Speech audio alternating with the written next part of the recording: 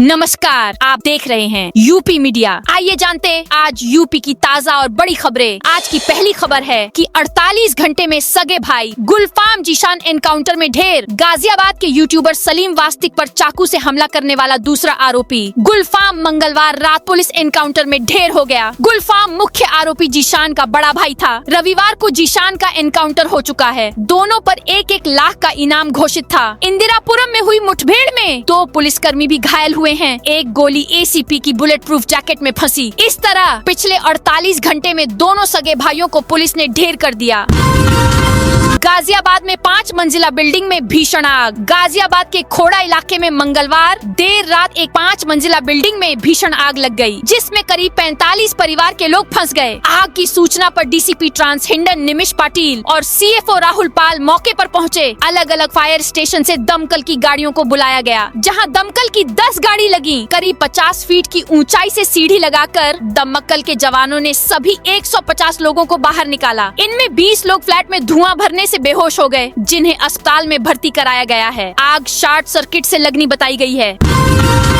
31 मार्च तक पीपीएफ सुकन्या में minimum amount जमा करें। ऐसा न करने पर बंद हो सकता है अकाउंट। अगर आपका पब्लिक प्रोविडेंट फंड और सुकन्या समृद्धि योजना अकाउंट है, लेकिन इस वित्त वर्ष में इनमें पैसे नहीं डाल पाए, तो अकाउंट एक्टिव रखने के लिए इनमें 31 मार्च 2026 तक कुछ रुपए जरूर डाल दें। पीपीएफ और एसएसवाई में पैसे नहीं डाले जाने पर ये अकाउंट्स इनएक्टिव हो सकते हैं। अगर न्यूनतम जरूरी रकम नहीं डाली तो इन्हें दोबारा एक्टिव करवाने के लिए आपको जुर्माना देना पड़ेगा। आपको अपनी इन योजनाओं में मिनिमम निवेश बनाए रखना होता है, ताकि यह पता चल सके कि आपका खाता एक्टिव है।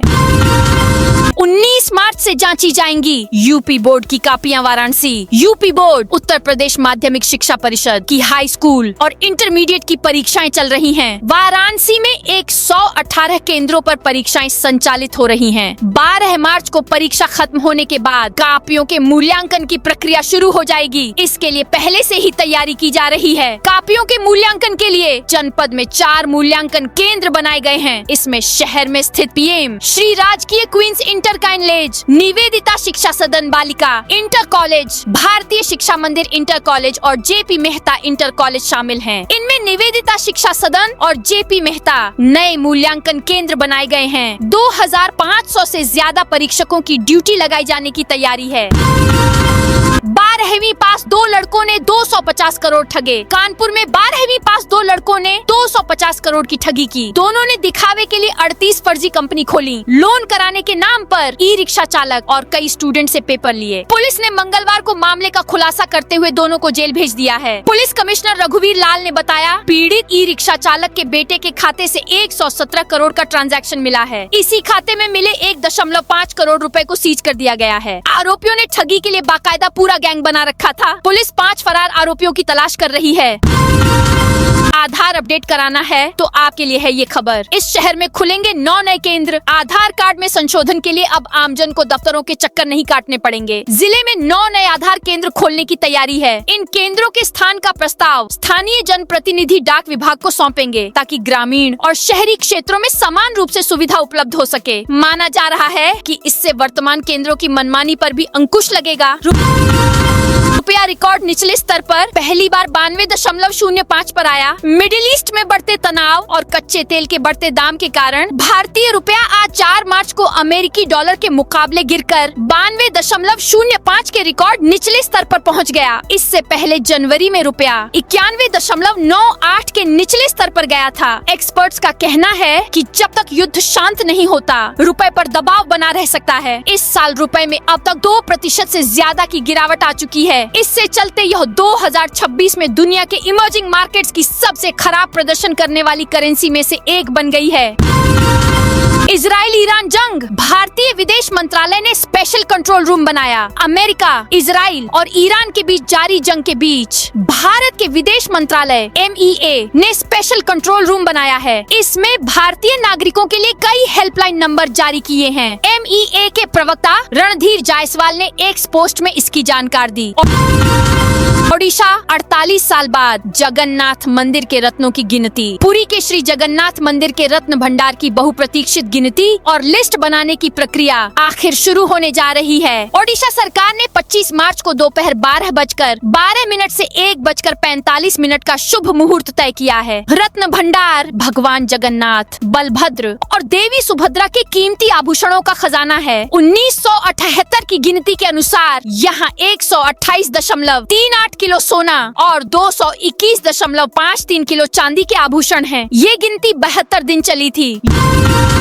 यूपी में मिशन मोड में स्किल डेवलपमेंट अभियान। उत्तर प्रदेश में नेशनल स्किल डेवलपमेंट कॉर्पोरेशन योजना के तहत उत्तर प्रदेश कौशल विकास मिशन ने प्रशिक्षण प्रदाताओं को सेक्टरवार लक्ष्य आवंटित कर दिए हैं। कौशल विकास कार्यक्रमों को प्रदेश में मिशन मोड में संचालित किया जाएगा ताकि युवाओं को उद्योग आधारित रोजगारोन्मुख प्रशिक्षण उपलब्ध मिल सके। प्रशिक्षण प्रदाताओं को निर्धारित शर्तों और गुणवत्ता मानकों का पूरी तरह पालन करना होगा।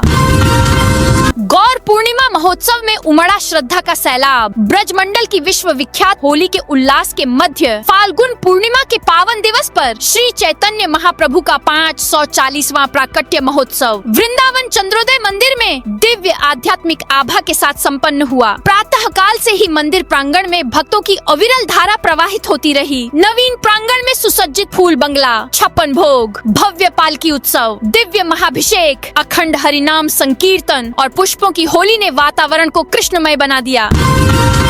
लखनऊ में डिप्टी सीएम चाबुक लेकर ऊंट पर चढ़े। यूपी में आज होली मनाई जा रही है। सुबह होते ही रंगों की बौछार शुरू हो गई। हर जगह अबीर गुलाल उड़ रहे हैं। गोरखपुर में सीएम योगी का अलग अंदाज दिखा। वे काला चश्मा पहनकर होली खेलते नजर आए। योगी ने गायों को गुड़ खिलाया और अबीर लगाया। यहाँ सांसद रवि किशन ने स्वयं सेवकों को अबीर लगाया और फगुआ गाया। शाहजहांपुर में भैंसा गाड़ी से लाट साहब का जुलूस निकल गया है। जूते चप्पलों से लाट साहब का स्वागत हो रहा है। लखनऊ में डिप्टी सीएम ने ब्रजेश पाठक और पूर्व deputy CM doctor Dinesh Chandra Sharma ने चौक पहुंचकर जमकर होली खेली।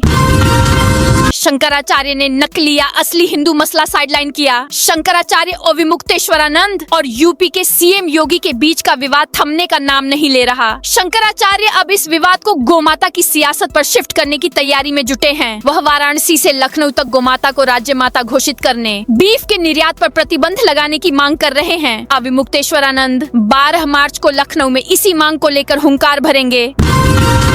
बसपा विधायक ने क्या 100 करोड़ की टैक्स चोरी की। उत्तर प्रदेश के सोनभद्र जिले में डोलो स्टोन गिट्टी के अवैध खनन का सिंडिकेट अब इनकम टैक्स विभाग के शिकंजे में फंस गया है। बसपा विधायक उमाशंकर सिंह और उनके करीबियों के यहाँ छापे पड़े। इसमें आईटी विभाग को खनन सिंडिकेट और अधिकारियों के गठजोड़ के बड़े सबूत मिले हैं। ये कई बड़े ब्यूरोक्रेट्स और सफेद पोश के चेहरे से नकाब हटा सकते हैं। प्रेम मंदिर के बाहर भक्तों ने जमकर खेली होली। वृंदावन में धुलंडी के अवसर पर प्रसिद्ध प्रेम मंदिर के बाहर श्रद्धालुओं ने जमकर होली खेली। रंग, गुलाल और फूलों की बौछार के बीच देश विदेश से आए भक्तों ने भक्ति और उत्साह के साथ त्योहार मनाया। ब्रज की होली देश की सबसे लोकप्रिय परंपराओं में मानी जाती है। मथुरा और वृंदावन समेत भगवान श्री कृष्ण से जुड़े क्षेत्रों में यह उत्सव करीब 10 दिनों तक विभिन्न स्वरूपों में मनाया जाता है। धुलंडी के दिन सड़कों पर रंगों की फुहार और राधे राधे के जयकारों से पूरा ब्रज क्षेत्र कृष्णमय हो गया। यूपी में आज से थमेगी पछुआ की रफ्तार। गर्मी दिखाएगी अपना रंग। उत्तर प्रदेश में मौसम ने अब पूरी तरह करवट ले ली है। बुधवार से अधिकतम तापमान में लगभग 3 डिग्री सेल्सियस तक बढ़ोतरी के संकेत हैं। ऐसे में आने वाले दिनों में गर्मी और तेज होने की संभावना है। टैरिफ के बाद अब युद्ध ने बिगाड़ा 11,000 करोड़ का बिजनेस। अमेरिका, इजराइल और ईरान के बीच बढ़ते सैन्य तनाव का असर अब सीधे वैश्विक लॉजिस्टिक नेटवर्क पर दिखाई देने लगा है। युद्ध और पलटवार की घटनाओं के बाद अंतर्राष्ट्रीय समुद्री और हवाई मार्गों में अस्थिरता बढ़ गई है। इसका सीधा प्रभाव भारत के निर्यात केंद्र मुरादाबाद पर पड़ा है, जहां से हर साल लगभग 11,000 करोड़ रुपए के हस्तशिल्प उत्पाद दुनिया के अलग अलग देशों में भेजे जाते हैं। इनमें करीब 5,000 करोड़ रुपए का निर्यात केवल अमेरिका को होता है। भारत का आधार कार्ड और नेपाल का नागरिकता प्रमाण पत्र। नेपाल में चुनावी प्रक्रिया के मद्देनजर भारत नेपाल अंतर्राष्ट्रीय सीमा पर सुरक्षा एजेंसियां पूरी तरह सतर्क हैं। इसी कड़ी में बलरामपुर के जरवा कोतवाली क्षेत्र में कोयलाबाद सीमा पर दोहरी पहचान के साथ नेपाल में प्रवेश करने की कोशिश कर रहे युवक को गिरफ्तार किया गया है। मामला सामने आने के बाद सुरक्षा एजेंसियां इसकी व्यापक जांच में जुट गई हैं। 156 एग्री स्टार्टअप्स से किसानों को मिल रही मदद। उत्तर प्रदेश में कृषि को आधुनिक तकनीक से जोड़ने की दिशा में अच्छी प्रगति हुई है। प्रदेश भर में 156 पंजीकृत कृषि स्टार्टअप सक्रिय हैं। ये किसानों को क्रेडिट सुविधा, सलाहकार सेवाएं और डिजिटल समाधान उपलब्ध करा रहे हैं। शाहजहांपुर में आज निकलेगा लाट साहब का जुलूस। शाहजहांपुर में रंगों की फुहार और उल्लास के बीच बुधवार को छोटे और बड़े लाट साहब का जुलूस निकाला जाएगा। जुलूसों के लिए सारी तैयारियां पूरी कर ली गई हैं। पुलिस और प्रशासन ने जुलूस के रास्ते के धार्मिक स्थलों को तिरपाल से ढकवाकर बैरिकेडिंग कराई है। सीसी कैमरों की निगहबानी में अर्ध सैनिक बल के घेरे में जुलूस निकाले जाएंगे। मंगलवार को बड़े लाट साहब के जुलूस का रिहर्सल भी किया गया। तो साथियों, यह थी आज यूपी की ताजा